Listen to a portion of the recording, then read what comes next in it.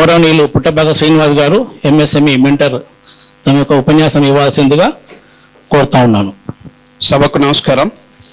ఈరోజు round table conference on MSME policy 2024 ఈ activity మీద చర్చించడానికి విచ్చేసిన ముఖ్య అతిథి గారు గౌరవనీయ పరిశ్రమల శాఖ మంత్రి గారు శ్రీధర్ బాబు గారికి, అదేవిధంగా గవర్నమెంట్ విప్ అడ్లూరి లక్ష్మణ్ కుమార్ గారికి, అదేవిధంగా honourable former deputy chief minister Shri Kadiyam శ్రీగారి గారికి, కేఆర్ నాగరాజు గారికి, ఎమ్మెల్యే గారు Wardhannapet former retired IPS officer, అదేవిధంగా వెంకట్రావు సార్ గారికి, అదేవిధంగా బొజ్జు గారికి, అదేవిధంగా వినోద్ కుమార్ సార్ గారికి, వివేక్ గారికి, డైరెక్టర్ ఆఫ్ ఇండస్ట్రీస్ గారికి, మిగతా రాష్ట్రాల నుంచి వచ్చిన మిత్రులందరికీ కూడా ధన్యవాదాలు తెలియజేసుకుంటూ, ముఖ్యంగా మనకున్న చిన్న సమయంలో మేము ఎస్సీ ఎస్టీ ఎంటర్‌ప్రెన్యూర్స్గా గత జూన్ జూలై నుండి కొన్ని ప్రపోజల్స్ గత పాలసీతో పోల్చుకుంటే ఇప్పుడు కొత్త పాలసీలో మాకు ఏమేమి కావాలనే దాని మీద మేము director of industries Malsoor sir దగ్గర మాట్లాడి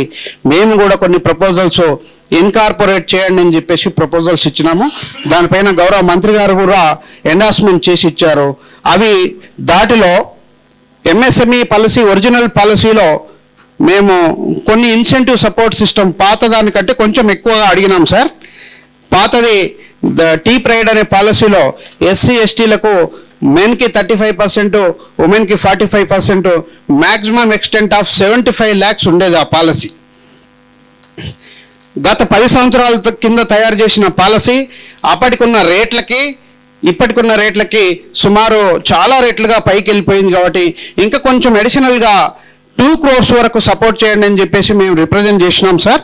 మేము ఆ రిప్రజెంటేషన్ బేస్ చేసుకొని అధికారులందరూ కూడా చర్చ చేసుకొని 1 crore వరకు ఉమెన్కి ఓన్లీ ఫర్ మ్యానుఫ్యాక్చరింగ్ సెక్టార్కి కన్సిడర్ చేయడం జరిగింది. జనరల్లీ గత 15 సంవత్సరాలనే మా రిప్రజెంటేషన్ అంటూ ఇండస్ట్రీస్ డిపార్ట్మెంట్లో ఉంది. 15 సంవత్సరాల కంటే ముందు 2007 కంటే ముందు మా గురించి మాట్లాడే పరిస్థితులు లేవు ఇండస్ట్రియల్ పాలసీలో. అప్పుడు గౌరవనీయ మాజీ ముఖ్యమంత్రి గారు వైఎస్ రాజశేఖర రెడ్డి గారు ప్రవేశపెట్టిన పాలసీతోటి షురువైంది. ఇండస్ట్రీస్ డిపార్ట్మెంట్లో కూడా ఎస్సీ ఎస్టీలను ప్రమోట్ చేయండి, వాళ్ళకు ప్రత్యేకమైన రాయితీలు కల్పించండి అని చెప్పేసి అక్కడి నుంచి స్టార్ట్ అయితే 2007 నుంచి మాత్రమే స్టార్ట్ అయింది. అంతకంటే ముందు ఈ రాష్ట్రంలో ఉమ్మడి ఆంధ్రప్రదేశ్ రాష్ట్రంలో ఎస్సీ ఎస్టీలకు అంటూ ఒక ప్రత్యేకమైన పారిశ్రామిక పాలసీ లేదు. 2007లో స్టార్ట్ చేసుకుంటూ వీళ్ళకి ఇంకో అడుగు ముందుకేసి అడ్వాన్స్గా కూడా సబ్సిడీలు ఇవ్వాలి అని చెప్పేసి పాస్ మోడ్లో బ్యాంకు లోను సగం ఇస్తే సబ్సిడీ కూడా సగం ఇచ్చి ఇండస్ట్రీస్ని సెటప్ చేయడానికి సపోర్ట్ చేయండి అని చెప్పేసి గైడ్లైన్స్ ఇచ్చారు సార్. దాంట్లో చాలామంది లబ్ధి పొందినరు. ఆ తర్వాత వచ్చిన సిస్టంలో భాగంగా 2010 నుంచి జనరల్ పాలసీతో పాటు మాకు కూడా రిప్రజెంటేషన్ ఇవ్వడం జరిగింది. 2010 తర్వాత 2014లో కొత్తగా వచ్చిన రాష్ట్ర ప్రభుత్వము మళ్ళీ పాలసీ చేసే క్రమంలో కూడా మేము ఇన్పుట్స్ ఇచ్చినాం. దాంట్లో 1 crore ఇన్సెంటివ్స్ అడిగితే 75 lakhsకి మ్యాక్సిమం ఎక్స్టెన్షన్ కన్సిడర్ చేసుకుంటూ దాంట్లో కూడా మా రిప్రజెంటేషన్ ఇచ్చారు. ఆ తర్వాత జరిగిన 10 సంవత్సరాల్లో మధ్యలో ప్రభుత్వం మళ్ళీ పాలసీ చేయలేదు, కానీ ఉన్న పాలసీని కంటిన్యూగా చేయండి అని చెప్పడం జరిగింది. 10 సంవత్సరాల తర్వాత వచ్చిన పాలసీలో మాకు సబ్సిడీ రాయితీలతో పాటు ఇంకా కొంచెం చిన్న సపోర్ట్ సిస్టమ్ ల్యాండ్ దాంట్లో కూడా 50%కి కన్సిడర్ చేయమని అడిగినాం. జనరల్గా ఆ రోజుల్లో 10 సంవత్సరాల కింద 2014లో 5 లక్షలకు ఎకరం ఉన్న ల్యాండ్ ఈరోజు 5 కోట్లకు ఎకరం అయింది సార్. ఇది సరే దురదృష్టమా అదృష్టం అనేది రెండోది అయితే, అప్పుడు ఏదైతే మాకు ఇన్సెంటివ్ సపోర్ట్ సిస్టమ్ ఉన్నదో అంతకంటే కూడా ముందు టీజీఐఐసి అప్పుడు ఏపీఐఐసిలో మాకు రిప్రజెంటేషన్ లేదు. మేడం గీతారెడ్డి గారు కూర్చోబెట్టేసి ఇట్లే రౌండ్ టేబుల్ కాన్ఫరెన్స్ పెట్టేసి ఎస్సీ ఎస్టీలకు ఇండస్ట్రియల్ ల్యాండ్స్లో కూడా రిప్రజెంటేషన్ కంపల్సరీ ఇవ్వాలి, ఎగ్జిస్టింగ్ పాలసీలో ఎక్కడెక్కడ ఉన్నారో వాళ్ళ వాటా వాళ్ళకి ఇవ్వండి అని చెప్పేసి రిజాల్వ్ చేసిన తర్వాత అది కూడా చాలా 1 year తర్వాత అమలు జరిగింది. దాంట్లో భాగంగా 10 సంవత్సరాల టైంలో వీళ్ళు రీపేమెంట్ చేసే విధంగా పాలసీ ప్రపోజ్ చేశారు. కానీ ఇతరత్ర కారణాలతోటి 16% రేట్ ఆఫ్ ఇంట్రెస్ట్ పెట్టారు దానికి అధికారులు. మేము ఎన్నిసార్లు అప్పుడు మినిస్టర్ గారికి చెప్పినా కూడా మినిస్టర్ గారు అప్పుడే ఒక రెజల్యూషన్ చేయించారు, కానీ దురదృష్టవశాత్తు అది అమలు జరగలేదు. 16% రేట్ ఆఫ్ ఇంట్రెస్ట్ తోటి బ్యాలెన్స్ అమౌంట్ కట్టాలనే కండిషన్కు దానికి ఇంతింత అది 5 times అయిపోయి చాలామంది ప్లాట్లు కూడా వదులుకున్నారు. సో అటువంటి పరిస్థితి కాకుండా మాకు స్ట్రేట్ అవే 50% ఇన్సెంటివ్ సపోర్ట్ ఇవ్వండి, దానిపైన సీలింగ్ పెట్టకుండా ఇస్తే మాకు అనుకూలంగా ఉంటుందని చెప్పేసి మొన్నటి పాలసీలో మేము ప్రపోజల్ ఇచ్చినాం సార్. దాంట్లో 50% కన్సిడర్ చేశారు, కానీ 50 lakhsకే లిమిట్ చేసి పెట్టారు సీలింగ్. గత 10 సంవత్సరాల కింద 5 లక్షలు ఉండే ఎకరం భూమి ఈరోజు 5 కోట్లు అయింది సార్. ఆ 50%కి కన్ఫైన్ చేసిన దానికి మాకు ఇబ్బంది అవుతుంది. 50% ఇచ్చుకుంటూ 50%తో పాటు 50 lakhs మీరు సీలింగ్ లిఫ్ట్ చేస్తే చాలామందికి లబ్ధి జరుగుతుందని నాది ఇంకొక ప్రపోజల్ సార్. సరే సార్, మేము అట్టడుగున ఉన్న వర్గాలము, మేము అభివృద్ధి చెందితే ఈ దేశంలో ఆర్థిక అభివృద్ధి జరిగినట్లు, మేము అభివృద్ధి చెందితే ఈ రాష్ట్రంలో పారిశ్రామిక అభివృద్ధి జరిగినట్లుగా భావిస్తామని చెప్పేసి మా ఉద్దేశం సార్. అది గౌరవనీయ మంత్రివర్యులు నేను అక్కడ ప్రపోజల్స్ ఏవైతే ఉన్నాయో దాంట్లో మొట్టమొదటి ఆపరేషనల్ గైడ్లైన్స్లో ఈ 2 విషయాలను ఇన్కార్పొరేట్ చేస్తే బాగుంటుంది. మూడో విషయం ఏంటి సార్ అంటే, మాకు మీరు ల్యాండ్ ప్రొక్యూర్మెంట్ చేసిన తర్వాత రిజిస్ట్రేషన్కి అయ్యే ఖర్చులు ఏదైతే ఉన్నారో తర్వాత రీఎంబర్స్మెంట్ చేస్తున్నారు సార్. స్టాంప్ డ్యూటీ 100% రీఎంబర్స్మెంట్ చేస్తున్నారు, కానీ రిజిస్ట్రేషన్ ఖర్చులు కూడా చాలా ఎక్కువైపోతున్నాయి సార్. దానికి కొన్ని మీరు మెగా ప్రాజెక్ట్స్కి వాళ్ళకి వీళ్ళకి సడలింపులు ఇచ్చుకుంటూ స్పాట్ డిడక్షన్ చేసుకుంటూ ఎగ్జామ్షన్ ఇచ్చిన దాఖలాలు ఉన్నాయి సార్. మెగా ప్రాజెక్ట్స్తో పాటు మాకు కూడా ఎగ్జామ్షన్ చేసేస్తే స్పాట్ ఎగ్జామ్షన్ అవుతుంది. ఒక గవర్నమెంట్ డిపార్ట్మెంట్ రీఎంబర్స్ చేయాలి, ఒక గవర్నమెంట్ డిపార్ట్మెంట్ ముందే మా దగ్గర తీసుకోవడం అనేది మాకు కొద్దిగా ఆర్థిక భారంగా అనిపిస్తూ ఉంది. కాబట్టి దాంట్లో కొంచెం చిన్న సపోర్ట్ సిస్టమ్ ఇచ్చేసి, మీరే ఆల్రెడీ లోన్ తీసుకుంటే మార్టిగేజ్ చేసేటప్పుడు మ్యాక్సిమం 2000కే మా దగ్గర మార్టిగేజ్ చేసుకుంటారు సార్, ఎంఎస్ఎంఈ సర్టిఫికేట్ ఇచ్చేస్తే.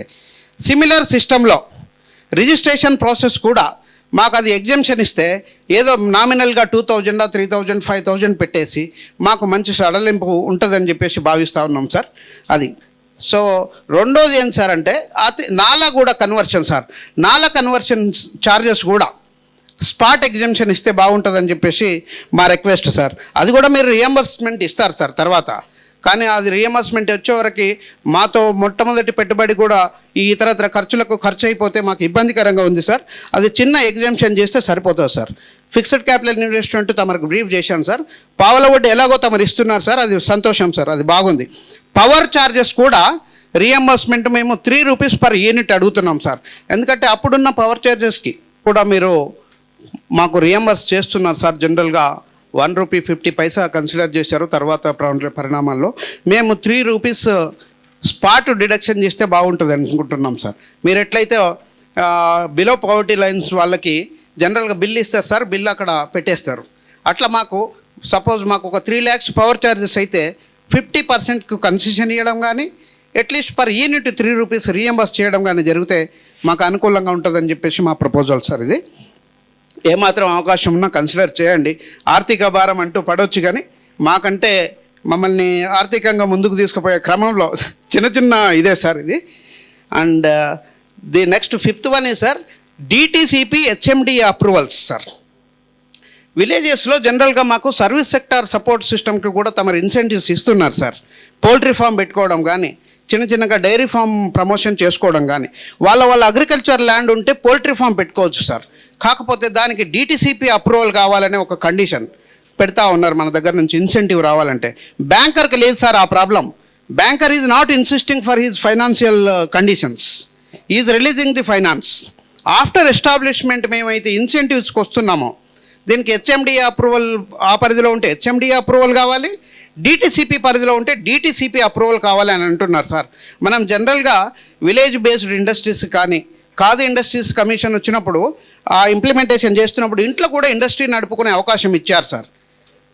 ఇట్లా మాకు అగ్రికల్చర్ అలైడ్ యాక్టివిటీస్కి డిటిసిపి హెచ్ఎండి అప్రూవల్స్ ఎగ్జామ్షన్ చేయమని కూడా మేము రిప్రజెంట్ చేశాం సార్. గవర్నమెంట్కి రెఫర్ చేసినట్లున్నారు ఈ సబ్జెక్టు కూడా. మీరు ఈ వచ్చే పాలసీలోనే ఈ ప్రపోజల్ ఏమైనా ఎగ్జామ్షన్ అవకాశం ఇస్తే మేము basic trade licence, basic statutory ఏమున్నాయో తీసుకుంటాం సార్. బిజినెస్ నడవాలంటే కంపల్సరీ ట్రేడ్ లైసెన్స్ తీసుకుంటాం సార్. అక్కడ ఇంకేమున్నా లోకల్ బాడీ ఏమైనా ఇన్సిస్ట్ చేస్తే కూడా తీసుకుంటాం సార్. ఈ డిటిసిపి అనేది చాలా పెద్ద ఇది ఉంది sir. 90% of the proposals were rejected for sanction of incentives because of DTCP they are not having. ఇది చాలా హడల్ ఉంది సార్ మాకు. అది ఏమన్నా మీరు కన్సిడర్ చేస్తే బాగుంటుంది sir. Next change of land use sir. Change of land use. జనరల్గా మాకు అగ్రికల్చర్ ల్యాండ్స్ ఉంటాయి సార్, ఎక్కడన్నా అక్కడక్కడ ఉంటే దాన్ని ఇండస్ట్రీ పెట్టాలంటే కన్వర్షన్ చేయాలి. కన్వర్షన్ ఛార్జెస్ చాలా పెద్ద మొత్తంలో కలెక్ట్ చేస్తున్నారు సార్. లాస్ట్ గవర్నమెంట్ పెట్టిన టీఎస్ ఐపాస్లో పెట్టిన కండిషన్స్ చాలా ప్రమాదకరంగా ఉన్నాయి సార్. మాకు ఆర్థిక భారంతో కూడుకున్నవి ఉన్నాయి. వాటిలో కూడా మీరు కొంచెం సపోర్ట్ సిస్టమ్ చేసి సమ్ ఫిక్స్డ్ ఛార్జెస్ ఇంత అయితే చాలు ఎస్సీ ఎస్టీస్కి అనేది మనం పెట్టగలిగితే మా ఆర్థిక భారం నుంచి బయటికి రాగలుగుతాం సార్. అది change of land use concern sir. ఇంకోటి sir, registration of lease deed. మాకు జనరల్గా పర్మనెంట్ అసెట్స్ అయితే ఉండవు సార్. ఎక్కడైనా పోవాలి ఒక సెటర్ తీసుకొని వాడు చిన్న యూనిటో ఇండస్ట్రీయో పెట్టుకోవాలి. ఆ సెటర్ ఇచ్చే వాళ్ళు ఫస్ట్ బేసిక్ మాకున్న బ్యారియర్స్ భాగంగా మీకు లీజ్కి ఇవ్వడానికే నాకు ఇబ్బందికరంగా ఉంది సార్. నేనే ఎక్స్పీరియన్స్ అయ్యాను కరీంనగర్లో. నేను కాలేజ్ పెడతానని పోతే నాకు లీజు అవన్నీ కూడా మాట్లాడుకొని అడ్వాన్స్ డబ్బులు తీసుకొని doctor B R Ambedkar paramedical college అని పేరు ఉన్నది సార్. నువ్వు ఏదో అన్నావు కానీ నువ్వు అంబేద్కర్ అని వచ్చినావు, సారీ నేను ఇవ్వను బ్రదర్ అని చెప్పి పంపించారు సార్. నేను కలెక్టర్ గారిని రిక్వెస్ట్ చేసి ఇప్పుడు నా కాలేజ్ కరీంనగర్ క్లబ్ బిల్డింగ్లో నడిపించుకుంటున్నాం సార్. కరీంనగర్ క్లబ్ ఇచ్చింది రెంట్కి. సో ఇట్లా చిన్న చిన్న ఇష్యూస్ తోటి మేము సఫర్ అవుతాం సార్. అసెట్స్ ఇప్పుడు బాగా రేట్లు పెరిగిపోయినాయి కాబట్టి వీళ్ళతోటి legal issues, legal litigations face చేయడం ఎందుకని చెప్పేసి అసలుకే లీజ్ కాదు కదా మీకు రెంట్కే ఇవ్వమనే కండిషన్లో ఉన్నాం సార్. కాబట్టి నా రిక్వెస్ట్ ఏంటి సార్ అంటే, మేము వాళ్ళు ఒక అగ్రిమెంట్ రాసుకుంటే దాన్ని మేము నోటరైజ్డ్ అగ్రిమెంట్ చేసుకుంటాం సార్. రిజిస్ట్రేషన్ ఇన్సిస్టెన్స్ అనేది మాకు ఎగ్జామ్షన్ ఇవ్వండి sir. Lease deed should be registered for a period of 7 years 8 years అనేది మ్యాండేట్ ఉన్నది సార్. ఇప్పుడు అది కొంచెం రిలాక్సేషన్ చేస్తే మాకు ఫైనాన్స్ ఇచ్చే బ్యాంకర్ అడగడం లేదు సార్. అది మామూలుగా అగ్రిమెంట్ ఇన్సిస్ట్ చేస్తున్నారు, that will be sufficient for the financer. కానీ ఇన్సెంటివ్స్ ఇచ్చే ఇండస్ట్రీస్ డిపార్ట్మెంట్ ఆఫీసర్స్ ఇది ఇన్సిస్ట్ చేస్తున్నారు because it is there in the policy since 15 years. నా రిక్వెస్ట్ ఏంటి సార్ అంటే, మాకు అది రిజిస్ట్రేషన్ ఆఫ్ లీజ్ డీడ్ అనే ఒక పాయింట్ను ఎగ్జామ్షన్ ఇవ్వండి సార్.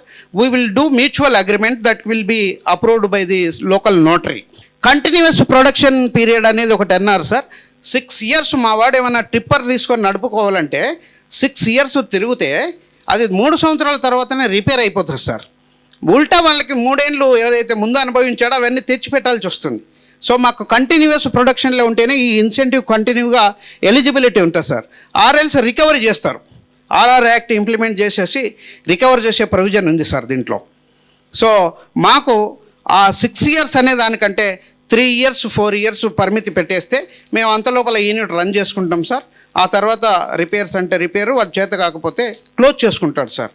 మీరు అది ఒక ఆప్షన్ అడిగినాం సార్. కంటిన్యూస్ ప్రొడక్షన్లో కొంచెం support system sir. Expansion sir. ఎక్స్పాన్షన్లో జనరల్గా ఆర్టీసీ బస్సులు డీజిల్ ఆపరేటెడ్ బస్సులు నడుస్తున్నాయి సార్. వాటిని రిఫర్బిష్మెంట్ ఎలక్ట్రికల్కి కన్వర్షన్ చేసే ఫెసిలిటీ ఉంది. ఇప్పుడు సుమారు 10 సంవత్సరాలు నడిచిన ఆర్టీసీ బస్సు ఇంకొక 7-8 సంవత్సరాలు ఈజీగా నడుస్తుంది సార్. దాన్ని ఎలక్ట్రికల్కు కన్వర్షన్ చేసే సిస్టమ్ ఉంది. దాన్ని మేము ఎక్కడైనా ఆర్టీసీ వాళ్ళ అవకాశం ఇస్తే రిఫర్బిష్మెంట్ చేస్తాము. మాకు డీజిల్ ఖర్చు ఉండదు, వాళ్ళకు కూడా డీజిల్ భారం ఉండదు, కార్బన్ ఎమిషన్స్ కూడా తగ్గిపోతుంది. కాబట్టి మాకు అది ఎక్స్పాన్షన్ యూనిట్ కింద కన్సిడర్ చేయండి సార్. ఆర్టీసీ బస్సును మేము కన్వర్షన్ చేస్తే ఎలక్ట్రిఫికేషన్కి అది ఒక చిన్న సపోర్ట్ సార్. అది సర్వీస్ సెక్టార్ యాక్టివిటీస్ అని చెప్పేసి గత గవర్నమెంట్ అంటే మొదట్లో పాలసీ ఫ్రేమ్ చేసినప్పుడే మాకంటూ సర్వీస్ సెక్టార్ యాక్టివిటీస్ పెడితే కూడా ఇన్సెంటివ్స్ ఇస్తున్నారు సార్ మొదటి నుంచి కూడా. అవి కొన్ని డిలీట్ చేసినట్లుగా మాకు తెలిసింది. దయచేసి నా రిక్వెస్ట్ ఏంటంటే, the service activities may be continued as it is whatever already is in existence. 13th point is transfer of enterprises from one SC enterprise to another SC enterprise can be taken over sir. వీడు ఒకవేళ fail అయ్యి ఇబ్బందుల్లో ఉంటే ఇంకొక SC take up చేసి నడుపుకుంటే కూడా మనం incentives ఇస్తున్నాం sir. Mutually it may even extend for SCs to ST, STs to SC also can be considered. There will be no loss because of this mutual transfer sir. For women entrepreneurs sir, 10% of the lands in addition to the existing SC STs extra దాంట్లోనే ఒక 10% lands వాళ్ళకు allocate చేస్తే it will be a great support for women also to come forward for setting up small units.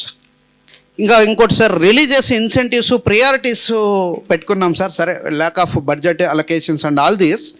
ఆ ప్రియారిటీస్లో మనం manufacturing సెక్టార్కి first priority, that may be continue sir. And next వచ్చేసి ఇప్పుడు renewable energy production and green power generation, ఇది ఒకటి trending activity అయిపోయింది sir. అది కూడా ప్రొడక్షన్ ఆల్మోస్ట్ దానికి ఎక్కడ కూడా ఇది ఉండదు. దాన్ని సెకండ్ ప్రియారిటీ కింద తీసుకొని మిగతా యాక్టివిటీస్ కొద్దిగా ప్రియారిటీ వైజ్గా ఇవ్వండి అని చెప్పేసి రిక్వెస్ట్ పెట్టినాం sir. Even the renewable energy production also may be considered on par with manufacturing sector. Next priority while you are releasing the incentives sir whenever it comes. ఇంకోటి SGST reimbursement sir. GST reimbursement generally state reimbursement ఉంటుంది, state GST ఉంటుంది sir, central GST ఉంటుంది sir. We are paying both the GSTs on par with others. Yes sir. దీంట్లో మాకు ఏమైంది sir అంటే government of India కూడా రీసెంట్గా MSMEస్కి central credit capital investment subsidy అని ఒక సబ్సిడీ సపోర్ట్ సిస్టమ్ డెవలప్ చేశారు సార్. వాళ్ళు 25% maximum of 25 lakhs a unit పెట్టుకున్నా కూడా. I was represented in the relevant parliamentary standing committee in last government. I proposed there and they have approved it. Now it is in implementation also. అయితే central subsidy తీసుకుంటే state subsidy eligibility లేదనేది ఒక condition పెట్టుకున్నారు sir. అది కొంచెం ట్రబుల్గా ఉన్నది sir. ఈ condition పెట్టుకోవడమే కాక ఆంధ్రప్రదేశ్లోను తెలంగాణలోను ఈ సబ్జెక్ట్ ఉంది సార్, ప్రాబ్లం ఉంది. సో మేము when we are paying both the GSTs, when the government of India is extending their support hand for us, you allow us to avail both the incentive support. The other people also paying sir. కాకపోతే మేము వాళ్ళకు అక్కడ కూడా మా representation ఉండాలనే ఉద్దేశంతో వాళ్ళు central support సిస్టమ్ని కూడా డెవలప్ చేసి ఇస్తున్నారు. So you please don't object to avail the even central incentive also. Sir ఇంకోటి కమర్షియల్ కాంప్లెక్స్ ఇది సార్. ఈ GSTలో సార్ తమరు ఎట్లాగో స్టేట్ GST రియంబర్స్మెంట్ ఇస్తున్నారు, అది ఏం లేదు, కానీ మాకు సెంట్రల్ ఇన్సెంటివ్ కూడా పర్మిట్ చేస్తే దాంట్లో సపోర్ట్ అవుతుంది సార్. అది మేము 5 years ఇస్తున్నారు సార్, దాన్ని 10 years ఎక్స్టెన్షన్ చేయమని చెప్పి అడుగుతున్నాం. ఎందుకంటే మేము యూనిట్ పెట్టుకునే వరకే 2-3 ఏళ్ళు అవుతుంది sir. 2-3 years unit establishment start చేసినప్పటి నుంచి అది ప్రొడక్షన్ వచ్చే వరకు 2-3 ఏళ్ళు అక్కడనే గడిచిపోతుంది సార్. అదే సార్ ఆ కింద మేము కొనుగోలు చేసి ఉంటాం సార్ ఆల్రెడీ మిషనరీ. సో అక్కడ నుంచి మాకు ఒక 10 years ఇవ్వండి సార్. చాలా ఖర్చు అవుతుంది సార్ GST రియంబర్స్మెంట్లో. మాకు ఇంకొక 5 years ఎక్స్టెన్షన్ చేయండి. On par with others 5 years ఇస్తున్నారు మీరు, మాకు ఇంకొక 5 years అడిషనల్గా సపోర్ట్ చేయండి సార్. 10 years వరకు అయితే బాగుంటుంది. Next sir commercial complex and service apartments ఒక ఇది ఉంది సార్. మేము ఎక్కడన్నా ఇట్లే మెయిన్ సెంటర్ ఏరియాస్లో కమర్షియల్ కాంప్లెక్స్లో పార్ట్స్ చేసి వాళ్ళు సేల్ చేస్తుంటారు సార్. అక్కడేమైనా అవకాశం ఉంటే కూడా ఇండివిజువల్ బిల్డింగే కాదు, it's a part of commercial కాంప్లెక్స్లో ఒక షాప్ కొనుక్కుంటే కూడా సేల్ కన్సిడరేషన్ మీద మీరు ఇన్సెంటివ్ సపోర్ట్ చేస్తే బాగుంటుంది సార్. జనరల్లీ కమర్షియల్ కాంప్లెక్స్ అంటే టోటల్ ఎంటైర్ కాంప్లెక్స్ మేము కడితేనే మీరు ఇస్తారు సార్.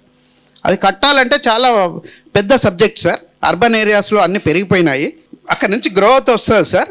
మేము ఒక చిన్న షాప్ తీసుకుంటే కూడా పెద్ద కమర్షియల్ కాంప్లెక్స్లో ఆ షాపు సేల్ కన్సిడరేషన్లో కౌంట్ చేసేసి దానికి ఎంత ఉందో మా ఇన్సెంటివ్ ఎలిజిబిలిటీ క్రియేట్ చేస్తే it will be a great support even to set up our commercial activities in the central location areas also.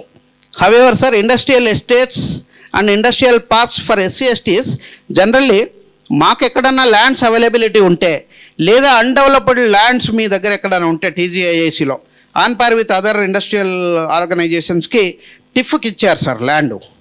చాలా పెద్ద ల్యాండ్ ఇచ్చింది లాస్ట్ గవర్నమెంట్ తెలంగాణ ఇండస్ట్రియల్ ఫెడరేషన్కి. సరే అదేవిధంగా మాకు కూడా ల్యాండ్ పార్సల్స్ ఎక్కడైనా ఉంటే మాకు సపోర్ట్ చేసే దాంట్లో కొంచెం ప్రియారిటీ ఇవ్వమని చెప్పండి. So cottage industries and home made enterprises sir. జనరల్గా ఇంట్లోనే కొన్ని వస్తువులు తయారు చేసుకోవచ్చు sir.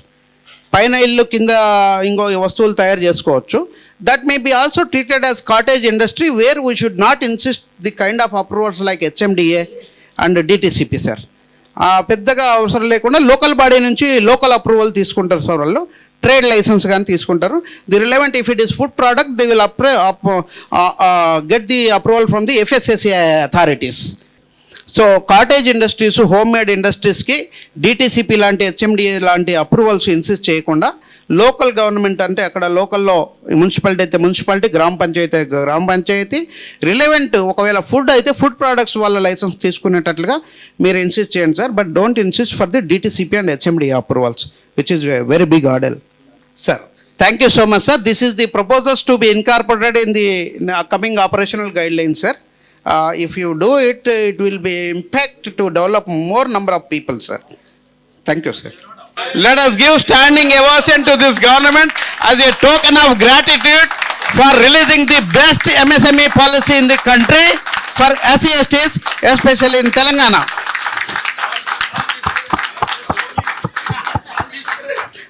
In addition to this, sir, the government during the election campaign, sir, I was in touch with the AICC, sir. I represented many representations to the AICC to implement the mandate procurement policy.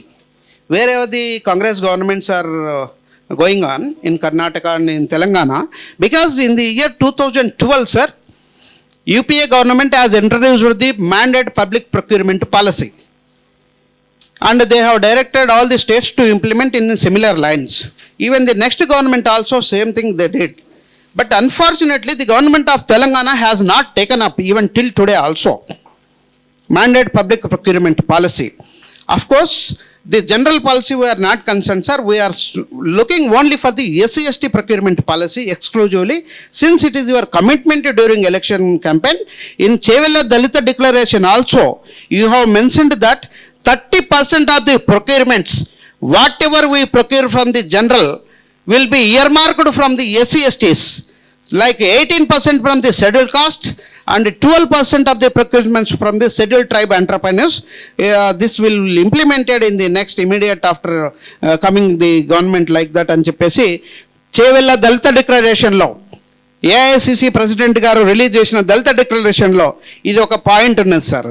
అది మేము ఏం కావాలన్నా ప్రొక్యూర్మెంట్లో every procurement in the ఈ procurement platform ఏదైతే మీరు చేస్తున్నారో sir, దాంట్లో చిన్న సపోర్ట్ సిస్టమ్ సార్. ఎక్కడ ఒక్క రూపాయి బర్డెన్ కాదు సార్. ఒక ఎస్సీ కాంట్రాక్టర్ ప్రొక్యూర్మెంట్ తీసుకున్నా ఎగ్జిక్యూట్ చేయగలుగుతారు సార్. ఒక other cost contractor, general cost contractor తీసుకున్నా కూడా ఎగ్జిక్యూట్ చేస్తారు. వాళ్ళకు పెనల్టీ క్లాజులు ఏమున్నాయో మాకు కూడా అదే పెనల్టీ క్లాజులు ఇంపోజ్ చేయండి సార్. జనరల్గా ఐటీ డిపార్ట్మెంట్లో ఇంప్లిమెంట్ చేస్తున్న ఈ ప్రొక్యూర్మెంట్ ప్లాట్ఫామ్లో చిన్న టెక్నికల్ అడ్జస్ట్మెంట్ చేస్తే మా ప్రొక్యూర్మెంట్ మాకు సపరేట్గా వచ్చేస్తుంది సార్. ఈ ప్రొక్యూర్మెంట్ చేయడంలో I will assure you that more than 1 lakh people will be benefited in the next coming 5 years. More than 10,000 people will be crorepatis from the SC/ST communities. అయితే ఆ MSME policy ఏదైతే ఉన్నదో sir, దానికి అడిషనల్గా స్టేట్లో SC/ST procurement సపరేట్గా policy చేస్తే, because it is a commitment of this government during their election campaign sir. అది దీంతో గవర్నమెంట్ ఒక్క రూపాయి కూడా ఖర్చు కాదు సార్. జస్ట్ ఇచ్చే దాంట్లో మా కోటా మాకు వచ్చేస్తుంది. మా వాళ్ళు వాళ్ళ ఎలిజిబిలిటీ క్రైటీరియా ప్రకారంగా టెండర్లో పార్టిసిపేట్ అవుతారు, ప్రొక్యూర్మెంట్ చేసుకుంటారు sir. We don't want any kind of other concessions in the penalties.